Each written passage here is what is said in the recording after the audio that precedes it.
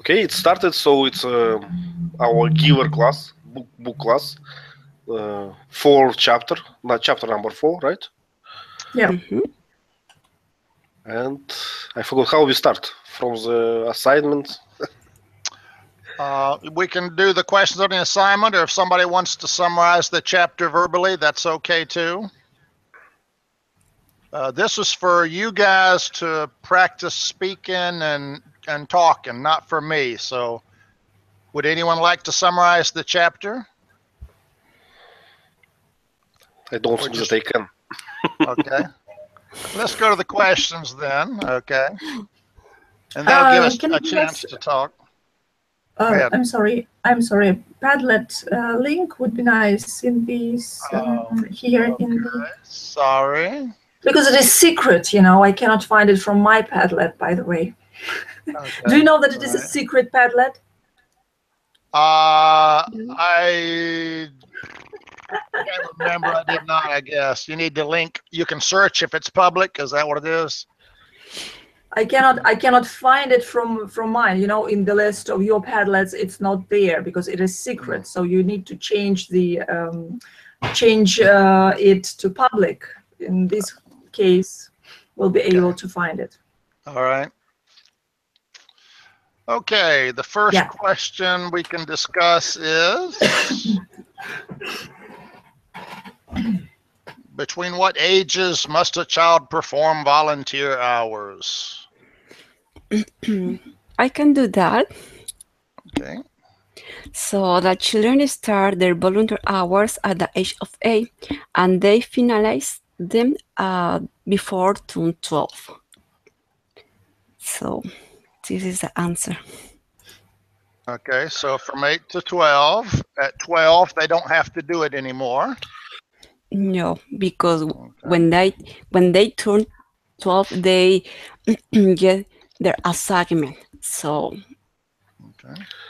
And I like Jonas' thoughts about that. He said something like, "All my the rest of my life is pretty regular." How to say it? Pretty scheduled, and this one is the thing that I can choose. So it's a real freedom. Okay. The word you're looking for is regimented. Regimented means everything goes by a timetable. Okay. Right. Yeah, you said they don't have to, but they cannot do any volunteer hours later on. Age of 12, that's it. Volunteer hours are gone, so the assignment is there, and they have to follow the assignment. They cannot. They just. But from 8 to 12, you have this freedom. Yeah. Yes, because freedom. What do you think are the purpose of having mandatory volunteer hours? Well, I think they can prove their own skills, so they can. Sorry. So they can test different activities before to get assignment. So I remember when I was in the school, we had a similar thing in high school. So with these kind of activities, you can choose, you can, to move forward. What are you looking for in your adulthood? So it's can tell yourself what I need to do, what I want to do in the future. So. And I think that is a good idea for society to give this freedom to children, because it's a good way to understand them, what they will do, what they tend to do. So it's a good idea. Sometimes I do that with my boys, when I leave them alone totally and see what they want, watch cartoon or play football or something else, and then I understand what kind of direction I should choose. Good point. Okay. All right. Who wants to tell us about Benjamin? Oh, Benjamin. Asant, you want to try that one? Yes, I took a note about him, and Benjamin was a friend of Jonas, and he spent 4 years in rehabilitation center. Rehabilitation, is that right? Rehabilitation. Rehabilitation? Okay, rehabilitation center, and and they also avoid bragging about themselves, and it's not in their rule, I think, but they purposely avoid to not make them awkward, I think. Okay. Yeah. Mhm. Right. Okay. What else about Benjamin? Did you said he was Jonas's friend? Did Jonas like Benjamin really? I think so. I think Jonas has a special admiration from Benjamin because Benjamin has a good skill for develop machines and methods can help people to injured people. So I know he's my perception about Benjamin. Yes, is good skill, and Jonas is he's really good. Yes, I got the same impression. I got the same impression that Jonas adores the determination, Benjamin's determination. So it's it's when this idea worked. So the Benjamin have chosen the right way for himself. I think that Jonas kind of envied him because he knew Benjamin. I mean, he knew from the very start what he wants and what he really, what his future assignment will be. Because it was difficult. He had no idea what it would be because, and he still could not believe that after 4 years of volunteer hours he could not make up his own mind. So he had no idea what the elders would pick for him. So Benjamin was a safe choice, like for him it was totally predictable, what his assignment will be. So, and Jonas even thought that probably he will skip some of the training because he was already so good at what he has chosen for himself. I don't know. I don't know if he is envy or he's feel kind of jealous about the Benjamin skills because some people at that early age had good skills, so other people can admire these kind of skills. Probably they need to motivation for that these skilled people. So I don't know if he's kind of I'm jealous about your skills. Probably it's admiration. So I don't. Well, is my point of view. So. Okay. So Benjamin was focused. He spent all 4 volunteer years in the rehabilitation center. So Jonas was impressed because Benjamin did this, his knowledge and skills, he was almost as qualified, if not more so, than the rehabilitation center directors themselves. So he was impressed with Benjamin's accomplishments.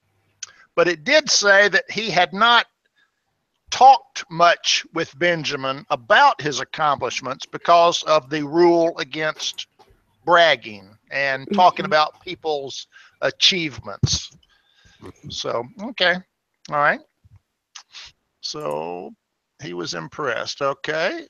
List some new rules mentioned in this chapter. Okay. So I can do that. All right. So I don't know if Ivan Nova-san, you want to talk, or Diana. So That's fine. You can do that. So if I have something to add, I will add. okay. So the rule against bragging is the community cannot talk about accomplishment about others. So the other rule I found is the kids must complete their volunteer hours before turn 12. And the other one is about the people in the community must not look at another naked. So the other is no one in the community know where the people go when have been released. So it's kind of rules I found in this chapter. Okay, the rule against nakedness had 2 exceptions. Do you remember what those were? With the babies and the elderly people. Okay. So babies and elderly people. Okay, I guess by then you're either too young or too old to care, I guess. Yeah. All right. Who would like to describe food distribution in this community?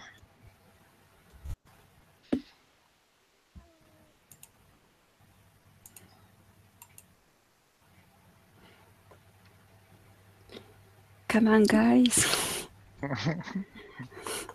We need to talk. We need to speak.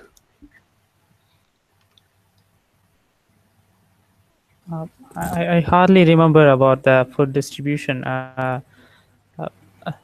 While he was searching for Asher, and he checked outside the food distribution building, I think, and he says that it always fun to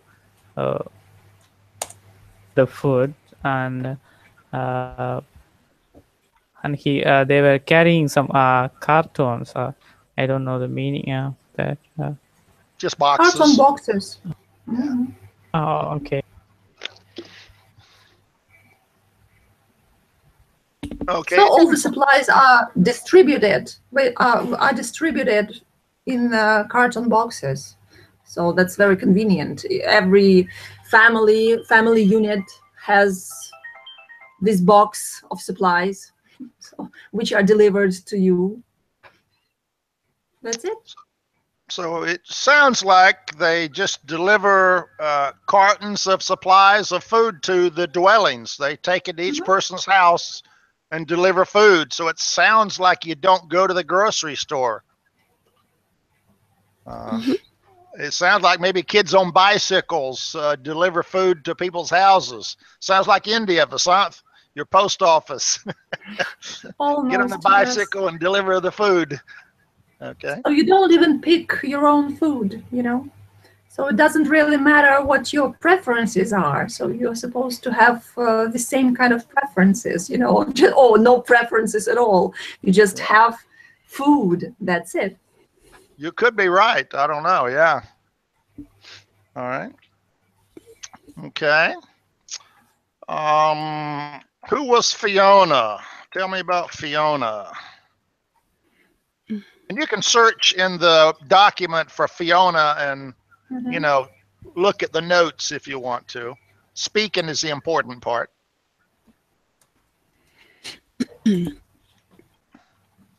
I have a small description about Fiona. So I think Ivan could be talk about Fiona. Please, Do you please want? go on. What? Please go on. Oh, okay. Ivan knows that this is female. That's it, Well, right?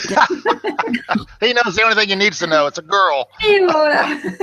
That's right. It's a girl. That's fine. Well, Fiona is a female 11 good friend of Jonas and Asher. She's smart, quiet, polite, and sensitive. And I think she will be assigned as a caretaker of the all. Oh, excuse me, it's my phone.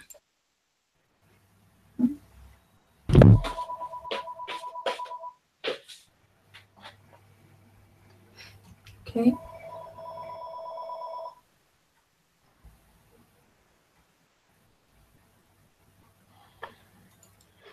I think that Fiona will play important role in the future, right? In the future paragraphs. You But have, for some now, you have some feeling about that?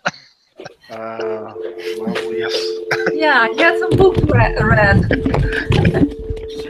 I'm try not to reveal too much about the future. I'm letting it unfold chapter by chapter, but Yes. certainly. Yes, I'm trying not to. Yeah.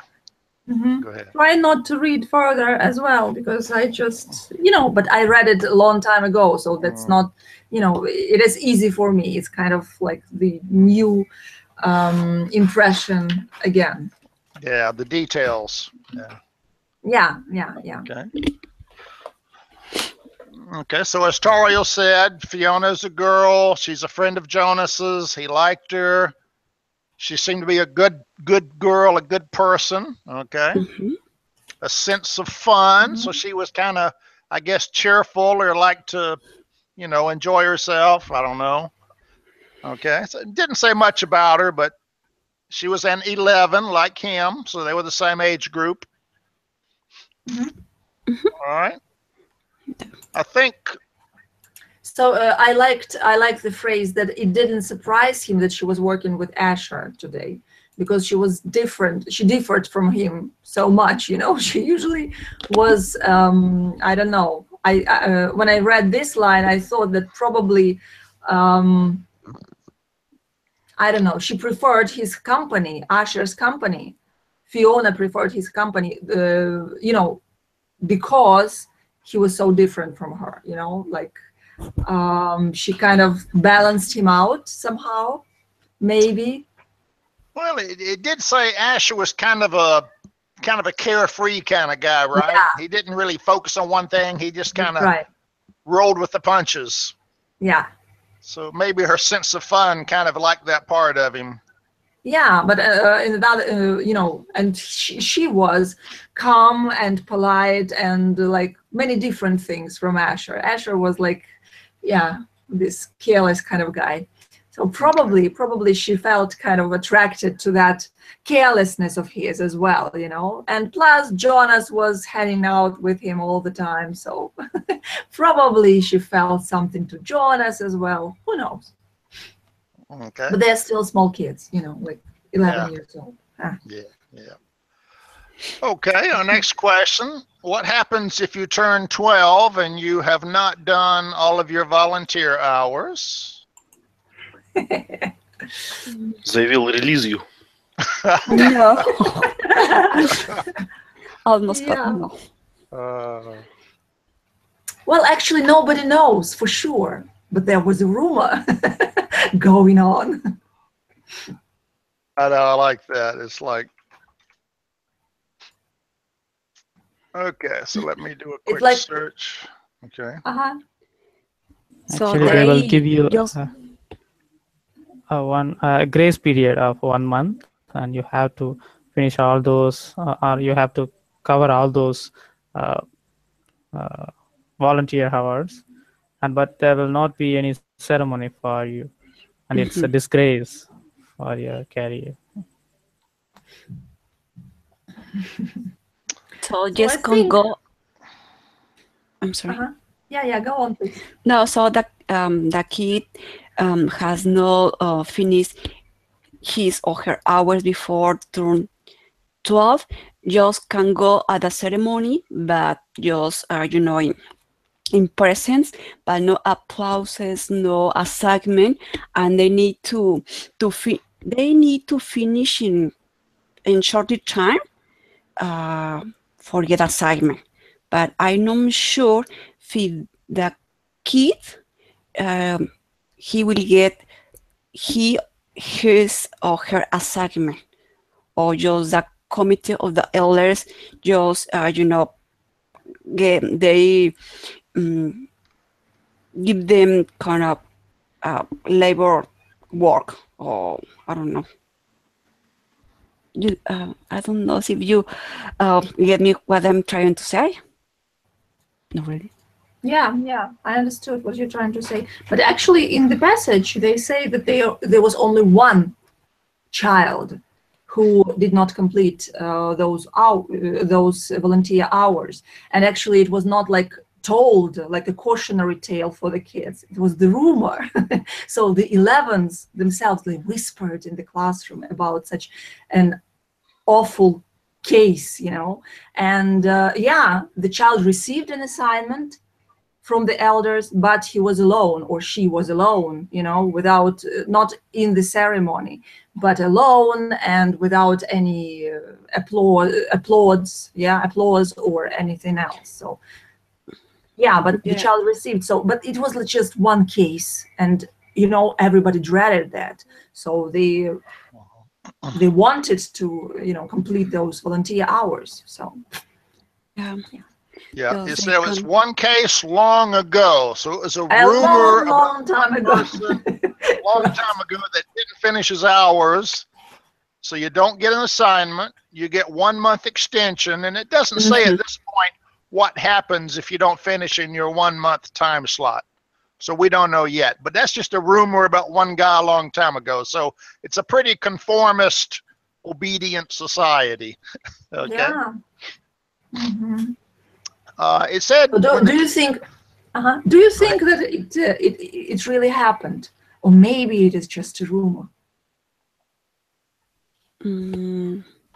What is the difference? Well, the difference is that the precedent, you know, there is a case and there is no case. So if there is no case, if there is a case, if really one child was there, so there were consequences. They gave him 1 month and so on and so forth. So if there is no the case, there is no procedure. So nobody actually knows what will going to happen.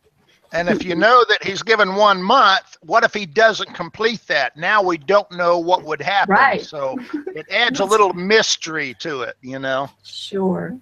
Okay. All right. It said in here that when you first turned 8 and you first began your volunteer hours as a beginner, how did the kids feel? When they first began their volunteer hours, how did they go about it? They go to the recreation. No, what is that? Yeah. Is a recreation area because they feel comfortable with this task. Okay, so it says when they first began, they were a little nervous because they'd never done it before. So they usually started at the recreation center because that was a place that was familiar to them. So they started there, and then as they got more confidence, they would move out to other areas maybe. Okay. Yeah. So I have a question. So we are talking about the hours, volunteers hours, but we don't know how many hours. So between the age to 12, they need to complete these hours. But in the chapter, we don't know how many hours. So just in the case a kid don't complete these hours, they have 1 month. But I don't know. I mean, it's kind of mystery for me. I cannot figure out if 1 month it be, you know, time enough to complete these hours, because you have 4 years to complete these volunteer hours.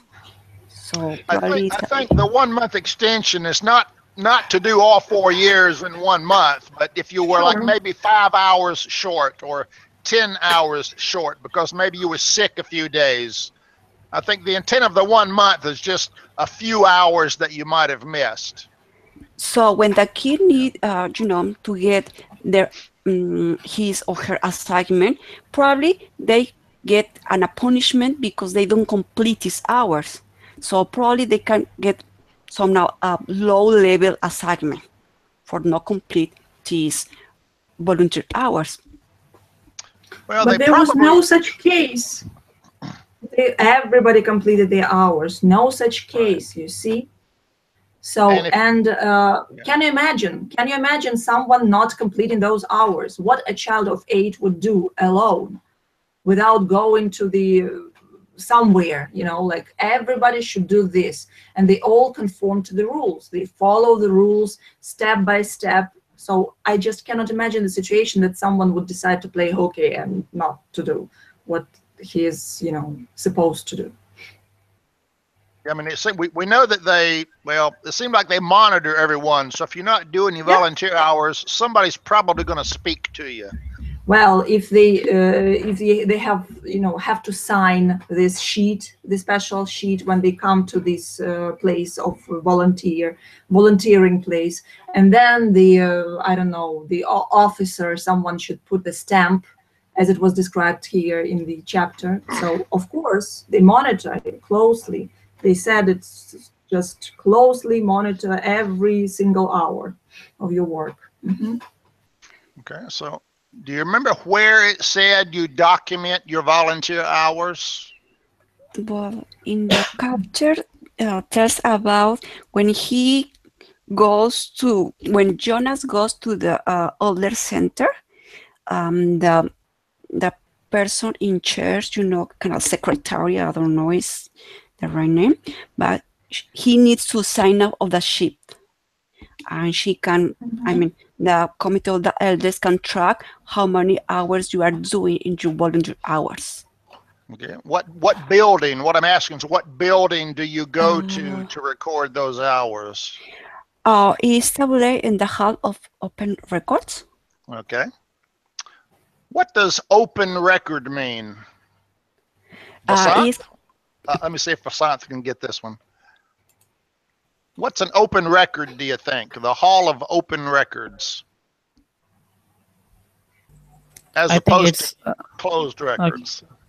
I think it's open to everybody, and anybody can open and read what's in it to check their track of records.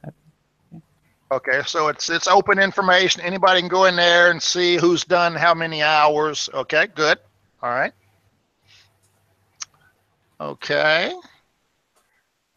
How did Jonas spend his volunteer hours over the years? Do you remember? I remember the episode when he was caring about some old lady or something like this. Okay, so sometimes he took care of the old people in the house of the old. Yeah. Mm-hmm.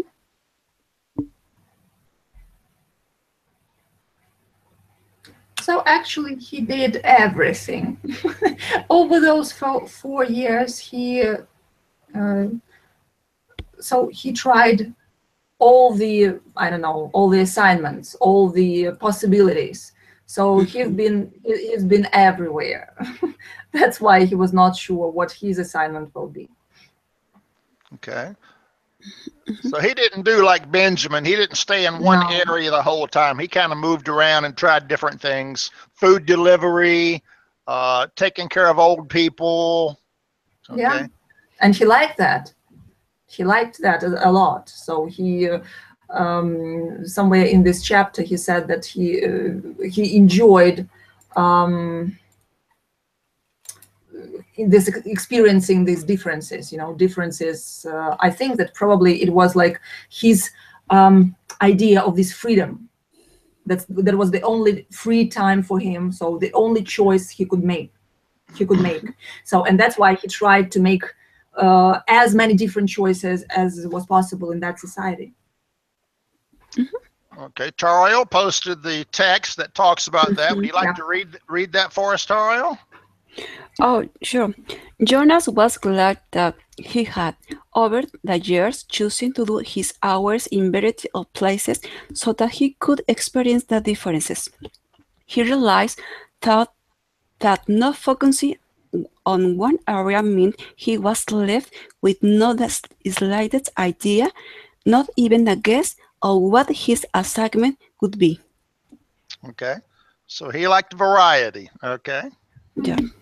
So he knew what Benjamin's assignment was going to be, because Benjamin spent every hour in one place, but he scattered around, so he wasn't sure what his assignment was going to be, which was why he was feeling apprehensive in chapter 1, if you remember. Okay. Yeah. What happens in the bathing room?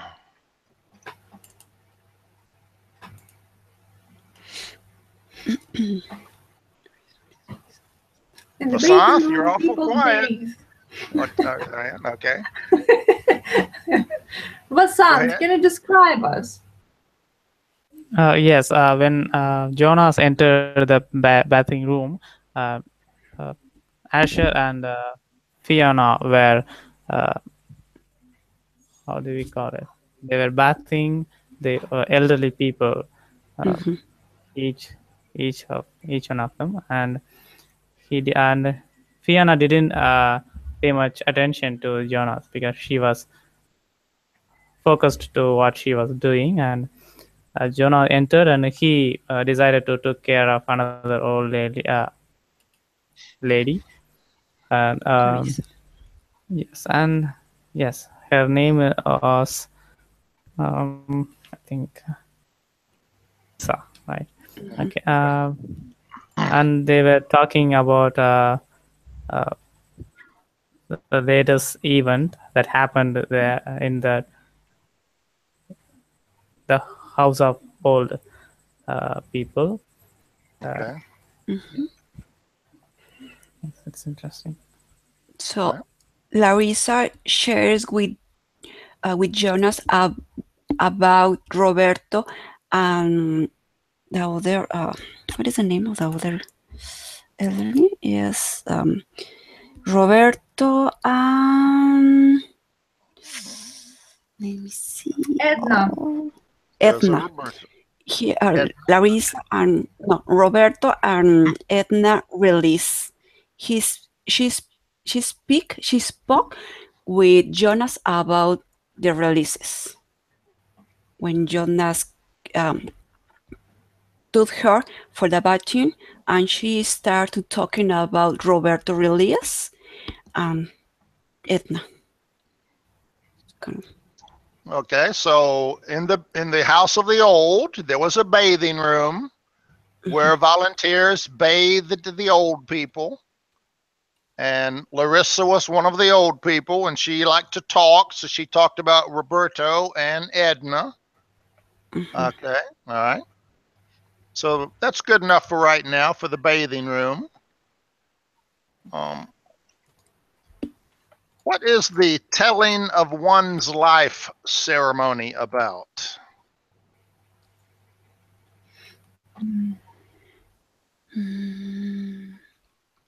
Else would this committee speak about the people's life before Bain relieves them? Okay, before you're released, before old people are released, they tell about their lives. Okay. Yes, this is correct. All right. I'm not sure. Yeah. Okay. Those people themselves, they speak about their lives. They tell about their lives and share everything they've done. And actually, which it's like the same, right? I mean, the same for everybody, but so different in Larissa's story about Roberto and Edna. Two different stories, two different releases, and two different impressions of those telling ceremony. Okay. In the USA, at funerals, usually we have what's called a eulogy. A eulogy is after the person's dead. The priest will say good things about his life. He had a family. He had a wonderful wife. He raised 2 kids. He was in the war, and we do that after the death. We call it the eulogy, good speech. Okay. It's when the family members of the family and close friends meet together in the same place, and every person who meet the people who meet the person who died is speaking. Okay. Yes. Okay. So all his friends get together and tell him goodbye, and I hope you have a good journey to heaven, and meets with his friends. So sounds like kind of a nice way to go, Okay. I like this part of the story, telling one's life, because when compared to our life, it's useless, because saying good things about the dead person, and it won't reach the person who's supposed to get that message. So Yeah. That's right. I like this one. Yeah. It's like, when the person. yeah, go ahead. Yeah, I think I also like that when a person himself, like it's kind of a conclusion, kind of realization of your achievements, and if it is, of course, it is great when you have those achievements and you can share them with all close friends and family, you can tell everybody. It's like it kind of prepares you to the end or whatever, to the go into another stage. I am not to this release, so it's kind of interesting idea. I like it as well. Okay. And another good, it's a good time to share your experience. You're at the end of your life, so you can tell people, your friends, what was most important to me in my life, and that may give them some insight that younger people don't have. But when you're about to die, your insight becomes focused, Okay, very good. Easy person. Okay. Okay, I was going to say, describe the release of Roberto. We talked about the telling of his life. So what happens when that is finished? What's the next stage of the ceremony? How is he released?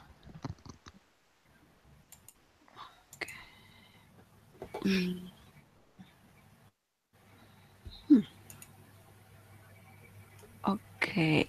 Larissa described that wonderful because he was a successful person who raised two successful children. So he was an instructor of the 11s, I think. So he had a good life. He was an instructor of 11s. He was on the planning committee. 2 kids. Landscaping design. Okay. Oh. All right. They told his life. Okay. So then it said, so Jonas was curious. So Jonas said, Larissa, how is somebody released? Tell me about how he's released. Okay. So here's the text. Vasanth, would you read that to us? Yeah. Yes, sure. Larissa asked. He asked, "What happens when they make the actual release? Where exactly did Roberto go?" She lifted her bare, wet shoulders in a small shrug. "I don't know. I don't think anybody does, except the committee. He just bowed to all of us and then walked, like they all do, through the special door in the releasing room. But you should have seen his look. Pure happiness, I would call it." Okay, so all people know is they walk through a door to the releasing room and you never see them again. No, that's very interesting, by the way, this pure happiness thing. So I don't know. Nobody knows what the actual release means except the except the committee, right? So it's unexpected, unknown thing. So we tend to fear what we do not know, do not understand. And here, it's pure happiness. It's kind of strange, Yeah. very strange to me. So yeah, okay, I understand that you can, if you are very sick, I just had the experience, when I was in Kiev, the trainers whom I was translated for, they had a friend whose wife was very sick, so they had this medically assisted death. They were preparing for that. I don't know exactly how it is called, but it was like, yes, exactly. So, but it is called somewhat not euthanasia, nothing like that. Something like medically assisted something, death, whatever. Medically assisted suicide or... And suicide in America, I know they call it here. I don't know how they call it in Europe. But that's a different thing. The person is terminally ill. The person is suffering a great deal. So the person does not realize actually what is going on by the end of the life. But before the end, they make these arrangements, right? And they say, okay, if this and this and these conditions, medical state is met, I want to go, so to say, because without that, it is impossible, right? That I can understand, you know, and I understand that this is a relief for everyone, you know. They are grieving and everything, but you kind of understand that the person, you stop this suffering for this person. But here, okay, as far as I understood, yeah, those people are very old. Yes, these elderly people are very old because they just cannot wash themselves without support, without assistance and everything. But still, this pure happiness kind of, it just, I don't know, it just makes me kind of uncomfortable. It's like religion. If you believe that when you die, you're going to go live with Jesus forever in God's kingdom, you should be but everybody's thrilled. crying, and nobody wants to die. I don't know people who want to die. Everybody's crying and fearing that, you know, that moment of bliss.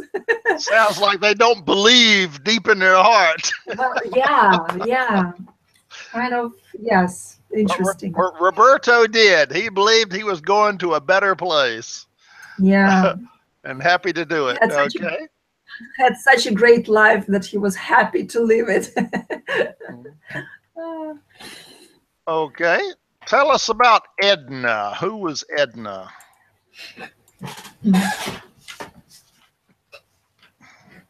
How did her life compare to Roberto's life?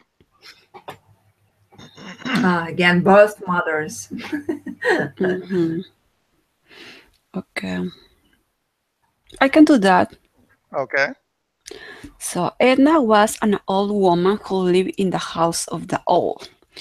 And she was released the same day as Roberto. The first assignment given by the committee for her was as a birth mother. And after 3 years, or to have 3 babies. So she worked in food production until she came at the house of the old. So she never had family, no kids, no husband. So that's it. Okay, so usually in English we summarize that by saying she was a loser. She was a loser. She didn't What do a much. loser! I don't know if she's a loser.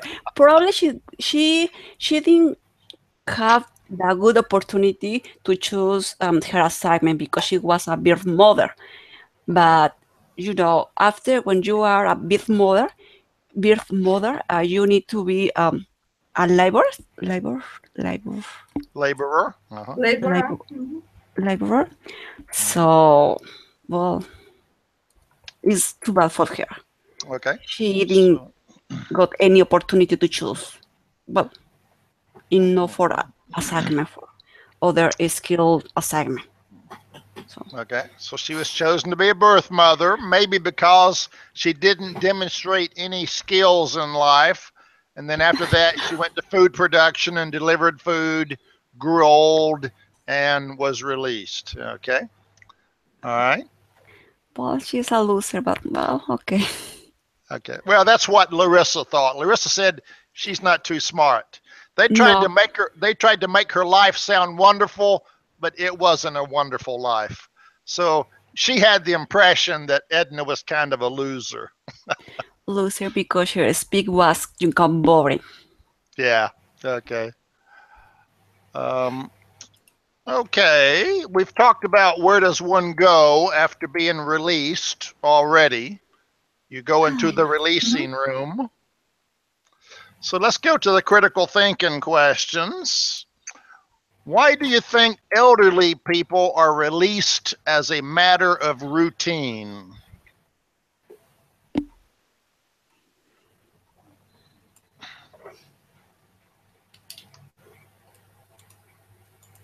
So this is not answered in the chapter. This is a what do you think question. So all the old people get to a certain age and then they're released like an overflow from a bucket. Why do they do that? Because everything is regimented, right? Everything's what? Regimented? You wrote it to me before. Regimented, right? Regimented? Regimented. Regimented, okay. Because everything is regimented. You know the rules. You live in this society. So you know what to expect. At the end. But why? Why do they have that regimented process? Just to simplify the process. To simplify the process? Oh, it's a cool. I don't know. Why not let them live another 5 years or another 10 years? Well, I have an idea about that. I shared in the previous session. It's all because the author tries to make impression of society that it's a cruel society. So they punish the elders, they punish babies. What a cruel society. Mm-hmm. That is the idea. So they need to control. Well, but I'm sorry. Okay. Go ahead, Toriel. Go ahead. Mm-hmm. So I think they need to control how many people are in the community. So you are getting 50 babies each year. So you need to release the elderly people because to get a kind of balance. So it's kind of regiment to get the natality or the control the natality in the community. Okay, population control we call that. Population control. Okay. I think that probably you, Ivan, told earlier about the limited resources. So you see, they receive boxes. Each family receives the boxes of resources every day. So I think that prescribed amount of food, right, for everyone. So if the child is sick, he will need extra resources, which are not society or not, like planned for the society. So the same goes with these elderly people. So why to feed them for 5 more years? There are not enough resources, not enough volunteers to care for them, not enough them to support or something like that. So it's just the matter of resources, I think, for them as well. Yeah. They consume, but they don't produce. So they're not paying community back. Okay. And there are only 50 new volunteers, coming every year. And so there should be the balance of everything, like. Right. Because everyone's growing more older. Elderly people. Right. All right. And one more factor is the space of living. I think the living space matters here because we don't know where they live, where this community live. Are they living in a different planet? Because we have other communities as well. So we don't know they live in different planets or they live in a single planet with borders, defined borders. So it might be a matter of living space. Could be like Japan. They're in a little area and they can't get bigger than that, That's right. Yeah, possible. Another reason, it's not only consumption, it's what they produce, this older people. Because they don't share their experience. It's not needed in this society. They just useless. Right. They don't live with the family for some reason and share their experience. They all just collect in a house and sit there and do nothing, So, okay. Sorry. Okay. So we don't know what age to become an elderly people. Yeah, we don't know. Yeah, 60, 70, 80, I don't know. It doesn't say. Okay. Hopefully not too young. He can walk through the releasing room, so he's ambulatory. He's not so old he can't walk. Okay. Yeah. Okay, next question is, how would you describe Larissa's character and personality? Her as a person.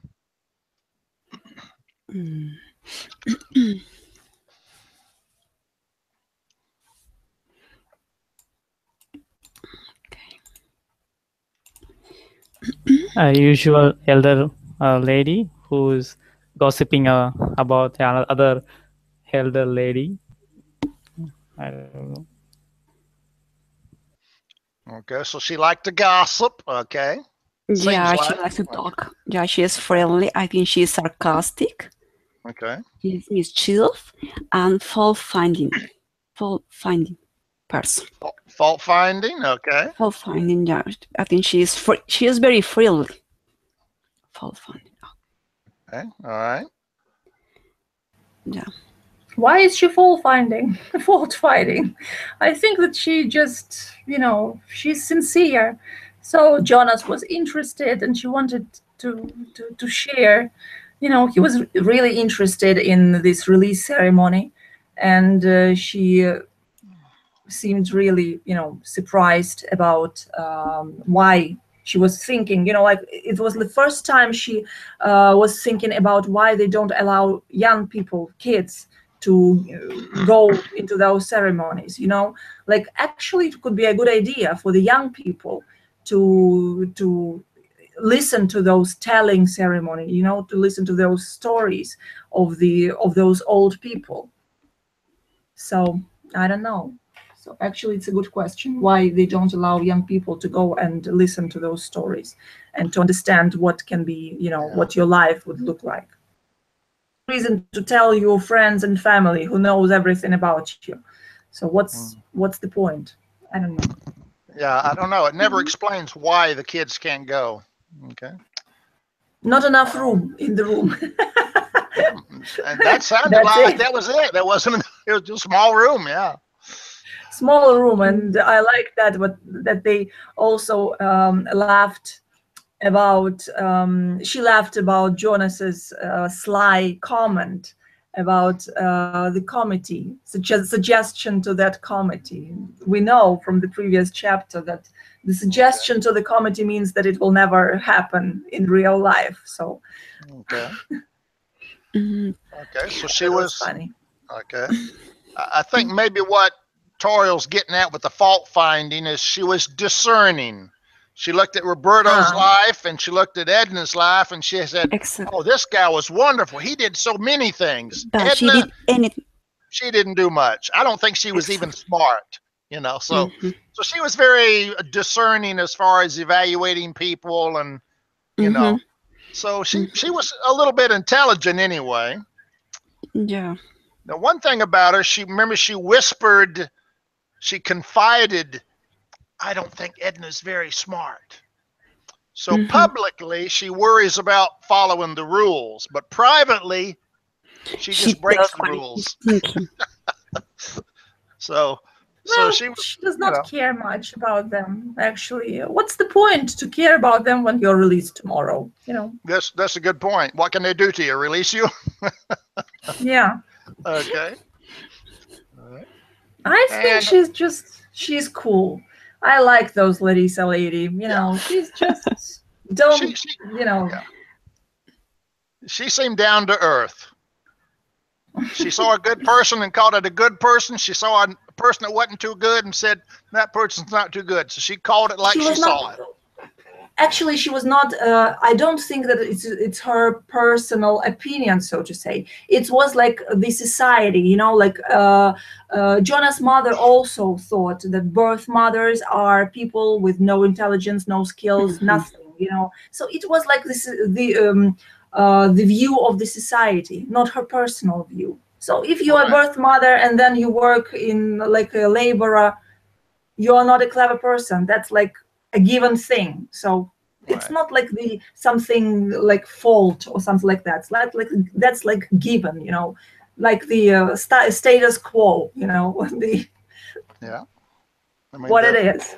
The elders decided it. The elders put her in that category and Right. put her down. They know better, you know. They watched the lady for 4 years and she did nothing. So birth mother.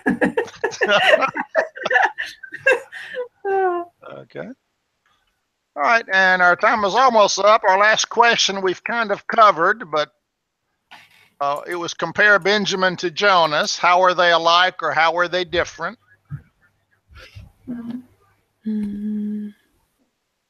Does anybody remember and want to summarize? Well, I think that Benjamin has a better chances to a better life. I don't believe in talent. I believe in determination, and I envy people who, from young age, knows what they do, what they want, because they just have more time for their good job. And I believe in some theory that call it 100. I forgot the exact number. Maybe it's 10,000 hours. Yes, 10,000 hours. So to be a professional in anything, in something, to play piano or do math or do something, you have to spend on this 10,000 hours. And if you start it early, you just have more chances. If you change, Earlier, yes. yes, if you change your jobs every 5 years, you will never become a professional. Okay, good point. Okay, I think our time is up. Do you have any questions or you want to add any commentary to the chapter? Well, I had a question. When we know Benjamin has a good skill to becoming a director of the rehabilitation center. So at the age of 12, Benjamin will become a director, or she will be just assignment like in the future to become a director? It probably depends on the directors and how old they are. He might become a director in training for a few years. And then when a director retires, he might become a real director. I don't know. Or maybe there's a vacancy and he may become a director immediately. At 12, they're considered adults. So, Okay. Yeah, I don't know. I mean, I guess if there's a vacancy, he becomes a director. So, but I don't think that this is the director, as we know, directors are. So he developed some machines and he developed some methods of rehabilitation. So it's not like the managerial job, so to say. It's more like engineering kind of job and like the medical technician kind of job. It's something different, I think. So, but yeah, he has great skills, so he is better than some of the directors. But I don't know if. So we don't know if those directors are the same as our directors who just sit and point fingers and you do this and you do that. Yeah, and are they 12 or 13 or 20 or 60 years old? We don't really know. That's right. We don't know. Yeah. So, but it seems like if every year there's 50 new babies, then there's 50 new people entering society. So there's got to be 50 new job vacancies. But if they're if they're going off the top, then there's room to come in the bottom. You know.